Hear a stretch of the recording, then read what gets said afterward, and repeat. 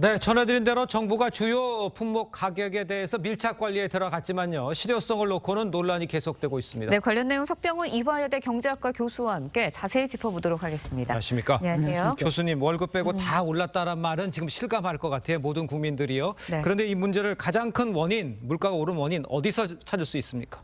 세 가지를 들 수가 있습니다. 예. 첫 번째는 최근에 이상 저온 현상으로 인해서 농산물 공급이 부족해져서 예. 농산물 가격이 올랐고요. 네. 두 번째는 중동 사태가 불안하게 확산되면서 국제 유가도 변동성이 커졌습니다. 그래서 국제 유가 여전히 상승 위험성이 크고요. 네. 그다음에 마지막으로는 원 달러 환율이 1,300원대의 높은 수준으로 지속되다 보니까 수입 원자재의 국내 원화 표시 가격이 상승을 했습니다. 네. 이 세 가지가 모두 가공식품 기업들에게 가격을 인상시킬 요인이 됐고요. 가공식품과 농산물 가격이 인상되니까 당연히 순차적으로 외식비 가격 역시 인상될 수밖에 없는 예. 상황이 되었습니다. 예. 네, 정부도 이 상황을 이제 심상치 않게 보고 있는 것 같습니다. 28개 품목 가격을 매일 점검하겠다면서 전담 공무원을 지정을 했거든요. 우유국장, 빵사무관 이렇게 해서 등장을 하게 됐는데 예. 정말 물가를 잡는 데 도움이 되는 건가요?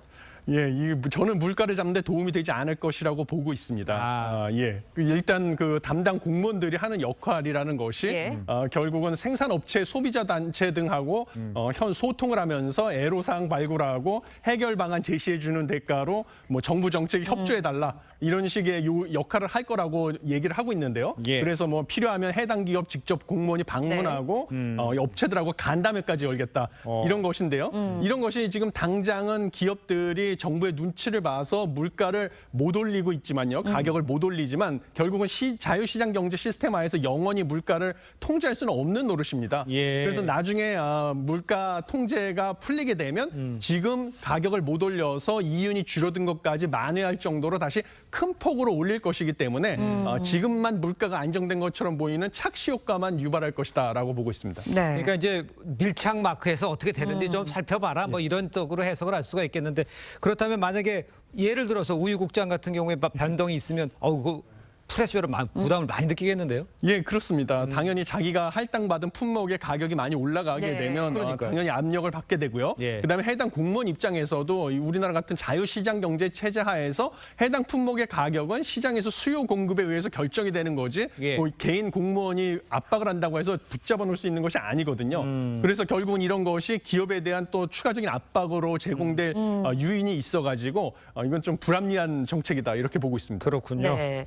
기억하시는 분들이 있을지 모르겠지만 이 예. 정책이 이명박 정부 당시 물가관리 책임 실명제를 연상케 한다라는 지적도 있습니다. 당시에는 배추국장이 등장하기도 했다고 하는데 당시에도 효과가 있었나요? 당시에도 효과가 없었습니다. 당시에도 50개 품목을 지정을 해가지고 예. 전담 관리를 했는데요. 아까 제가 말씀드린 것처럼 정부에서 감시를 하고 있을 때는 가격을 안 올리다가 감시가 풀어진 다음에 지금 이윤 감소된 것까지 만회할 정도로 큰 폭으로 올려가지고요. 네. 그 5년을 놓고 봤더니요. 그 해당 50개 품목의 가격이 오히려 소비자 물가지수 상승률보다 1.6배나 더 크게 오르는 예. 그런 결과를 얻어서 사실상 실패를 했다라고 보고 있습니다. 예, 이게 정부가 이제 압박을 네. 하면 쉽게 올리진 못하겠지만 또 다른 꼼수들이 있을 수 있잖아요. 양을 줄인다든가 이런 것도 좀 생각을 해봐야 될 것 같아요. 예, 그렇습니다. 당연히 기업의 입장에서는 가격을 못 올리게 되면 비용은 상승을 했는데 네. 이윤을 유지하기 위해서 양을 줄이는 방식, 이걸 갖다가 영어로 줄인다는 슈링크와 인플레이션을 합쳐서 슈링크플레이션이라고 부릅니다. 이런 방식으로 대응을 할 수가 있습니다. 그래서 실제로 최근에 여러 가지 지금 예. 가격은 그대로인데 중량을 줄이는 식으로 그래서 김도 중량이 줄어들고 참치캔도 줄어들고 냉동 만두나 핫도그 같은 경우는 아예 개수를 줄여버리는 식으로 기업들이 대응을 하기 때문에 이러면 소비자 입장에서는 가격은 그대로인데 내용물이 줄어드니까 실질적으로는 가격이 상승한 것과 동일한 그런 영향을 받게 되는 것입니다. 예. 네, 소비자 입장에서 좀 속는다라는 생각이 들 수 있을 예, 것 같은데 그래요. 맞아요. 정부가 이제 지나치게 개입을 할 경우에는 오히려 부작용이 더 클 수도 있다 이런 지적도 나오고 있거든요. 예, 맞습니다. 지금 부작용 같은 경우는 정부가 개입을 해서 감시를 하게 되면 지금은 물가가 잡힌 걸로 보입니다. 그러면 이게 소비자 물가 지수라는 지표 자체를 왜곡하게 되고요. 그러면 한국은행에서 결국은 물가를 잡기 위해서는 기준금리를 적절하게 조정을 해야 되는데 네네. 소비자 물가 지수 상승률 자체가 인위적으로 억제가 되니까 적절한 타이밍에 기준금리 조정을 못 하고요. 결국 이거는 나중에 정부의 가격 통제가 없어진 다음에는 물가가 다시 상승을 하기 때문에 결국 고물가와 고금리로 전 국민이 고통받는 기간만 길어질 위험성이 있습니다.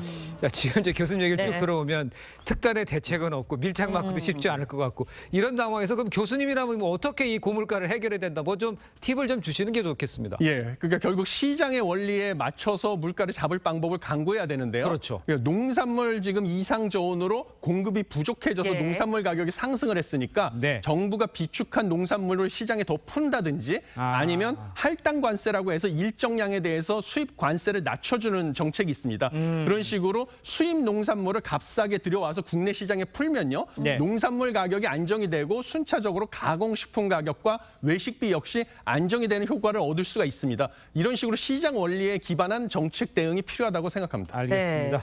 고물가가 언제쯤 잡힐지 이것도 좀 관심입니다. 계속 이렇게 고물가로 갈 수는 없잖아요. 어떻게 전망하시나요? 예, 지금 정부에서는 농산물 가격이 최근에 안정세에 접어들어서 이번 달에 소비자 물가지수 전년 동월 대비 상승률은 3.8%였지만 예. 다음 달에는 3.6% 안팎으로 낮아질 것이라고 예측을 하고 있습니다. 그런데 이 국내외 기관들 같은 경우에 내년에 우리나라의 물가 상승률도 여전히 2% 중반대로 예. 한국은행의 물가 안정 목표인 2%보다 높을 것으로 예상이 됩니다. 예, 네. 그래서 내년에도 당분간 고물가는 지속될 것이고요. 예. 반면에 기준금리 인하가 어떻게 되느냐도 또 관심사인데요. 예. 기준금리 같은 경우는 이 물가 상승률이 서서히 안정이 되면서 내년 하반기쯤에 기준금리 인하는 가능할 것으로 보입니다. 그러니까 교수님 얘기는 지금 당장은 고물가가 계속 유지되지만 아까 말씀하신 그런 제한들, 농수산물 이런 걸 갖다가 적절히 척해서 그 시기를 좀 고물가 낮춰지는 시기를 당겨야 된다 이런 그렇습니다. 말씀이신가요? 예, 맞습니다. 예, 공급을 늘리는 방식으로 농산물 가격을 안정시키고 순차적으로 외식비, 가공식품 가격을 안정시킴으로써 예. 이렇게 한국은행도 물가가 안정이 되면 기준금리 인하를 할 수가 있습니다. 네. 그럼 기준금리 인하 시점을 최대한 앞당기는 방식으로 시장 원리에 입각한 정책을 해야 된다 이렇게 보고 있습니다. 알겠습니다. 알겠습니다. 자, 교수님 말씀 여기까지 듣겠습니다. 고맙습니다. 고맙습니다.